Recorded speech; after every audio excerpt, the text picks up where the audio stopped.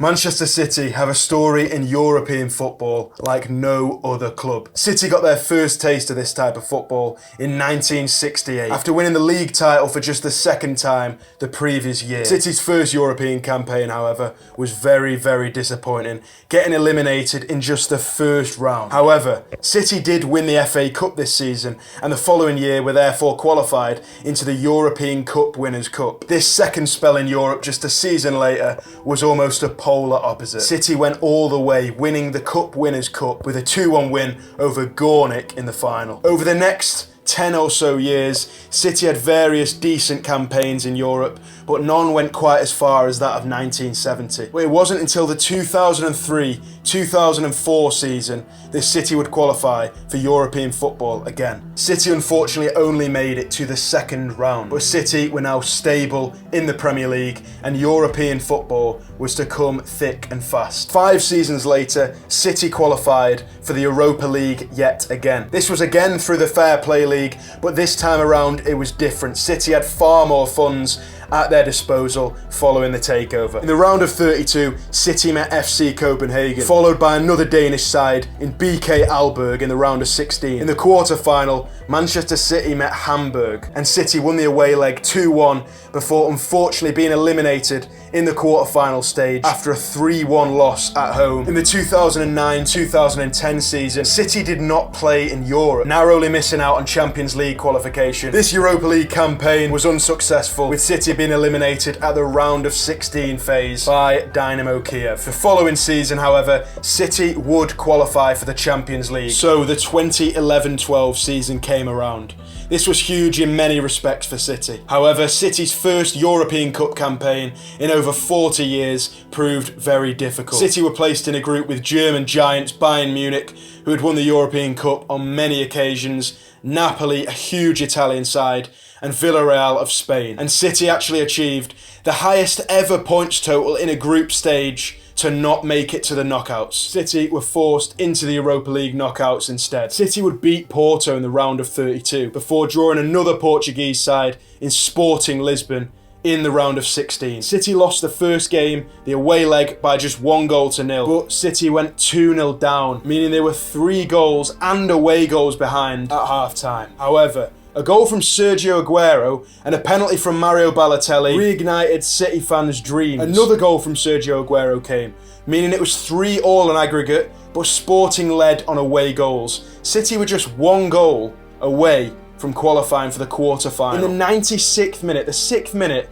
of added time, Joe Hart came up for a corner. The ball found itself at Nigel de Jong's feet at the edge of the box, and the ball was whipped to the back post. Joe Hart had a huge headed effort at goal, but unfortunately, goalkeeper Rui Patricio of Sporting Lisbon narrowly saved it and the ball trickled past the post. City were eliminated in typical City fashion. So close, yet so far. It was a series of events during this period that really spiraled Manchester City fans and their relationship with UEFA into chaos. During a game against Porto, the opposition fans racially abused Mario Balotelli, and Porto were handed a €20,000 fine as a result. In the following tie that City were eliminated, the players arrived onto the pitch 30 seconds late after half-time, and UEFA fined City €30,000. This is the point in which City began to boo the UEFA anthem. The following season, in the 2012-13 season, City unfortunately went the entire group phase without a single win. 3 draws and 3 losses. What really kickstarted City fans and their hatred towards UEFA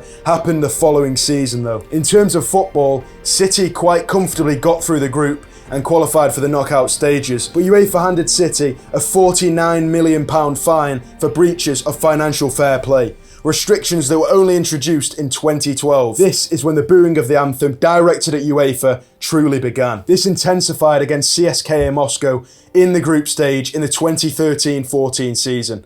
CSKA had a stadium ban due to their fans hurling racial abuse at opposition fans and players. But many of these fans still were able to enter the stadium despite no City fans being able to travel to Russia for the game. City qualified for the knockout stage this season, but were met by Barcelona, and unfortunately, City were eliminated. Again, City qualified for the following season and made it through the group stage, but who was to meet them in the round of 16? Barcelona yet again.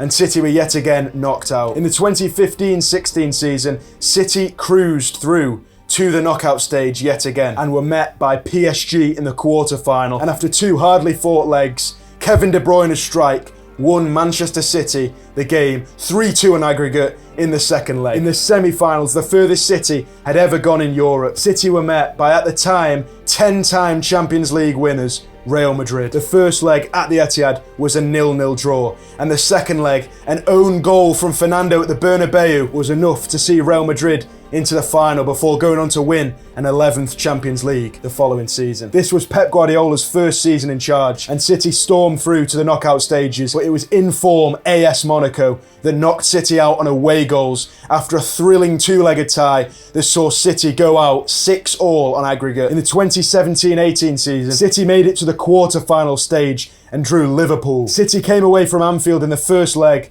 in complete disbelief, losing 3-0 with various dodgy decisions going against City. In the home leg, City needed a miracle to win, and a very early goal from Gabriel Jesus started what could have been an incredible comeback. 3-1 down and heading towards the end of the first half, Leroy Sané scored a second for City, but with no VAR in place, the referee disallowed the goal for offside, despite the ball coming off James Milner, a Liverpool player's leg, and City went on to lose the game 5-1 on aggregate. The next season was one of true heartbreak yet again. City were in the quarter-finals again, and played another English opponent in Tottenham Hotspur. Disappointedly losing the first game 1-0, City needed a big game at the Etihad. In a crazy game of football, City won 4-3 in the end, but with Tottenham's winning goal, scored by Llorente, actually hitting the player's arm before going in, there was one dodgy decision. And then a decision City cannot argue with, but true heartbreak occurred in the final minutes of the game, deep into stoppage time. Raheem Sterling's apparent winning goal was chalked off for offside from newly introduced VAR, something that City would have really wanted the season prior against Liverpool. Heartbreak came yet again, this time in Lisbon the following season. In a football festival style tournament of one-legged games, City were eliminated by Lyon. In early 2020, City's hate for UEFA really hit its peak. UEFA found City guilty of several financial fair play breaches, and City were therefore banned from the UEFA Champions League for 2 seasons and were handed a hefty fine on top. It was only after a long process at the Court for Arbitration of Sport that City were exonerated. The fine was drastically reduced and City's ban of 2 years was removed. In the 2020-2021 season, the majority of games were played behind closed doors due to the pandemic. City made it all the way to the final, overcoming the likes of Borussia Dortmund and PSG in the semi-finals. It was English side Chelsea that City were met with in the final, and unfortunately, City was to lose this game 1-0. In 2022, City in fact made it to the semi-finals and beat Real Madrid 4-3 at the Etihad. The away tie, Riyad Mahrez's goal, put City 5-3 up on aggregate. City were just moments away from another Champions League final, but no. 2 incredibly late goals, one coming in the 90th minute and one in added time, saw the game plunged into extra time. But City were not prepared. Karim Benzema's penalty sealed an incredible comeback and a 6-5 aggregate win for Real Madrid. By 2022, City fans had had enough heartbreak in the Champions League to last 100 lifetimes. It seemed City were cursed in the competition, but little did they know the following season would be one that was very special. With all the Premier League and English success that City had had, it was one competition that eluded them: the UEFA Champions League. City were met by RB Leipzig in the round of 16, and after a tricky 1-1 away tie, City won 7-0 at the Etihad. Erling Haaland scored 5 goals, but it was Bayern Munich that were next up, and City thrashed them 3-0 in the first leg,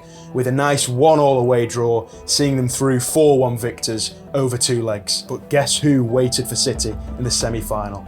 It was Real Madrid. In the semi-finals, City went 1-0 down. Things didn't look great, but Kevin De Bruyne's incredible long-range strike in the second half sealed City a 1-1 draw that actually felt like a win in the first leg. In the second leg, City came out 4-0 winners and 5-1 winners in aggregate and made a second ever Champions League final against a team that caused them so much heartbreak in the previous year. City faced another giant in Inter Milan in the final, and after a very nervy game, Rodri's goal in the 68th minute won City not only the Champions League for the first ever time, but a treble of the FA Cup, the Premier League and the Champions League. And a story of so many heartbreaks ended in joy.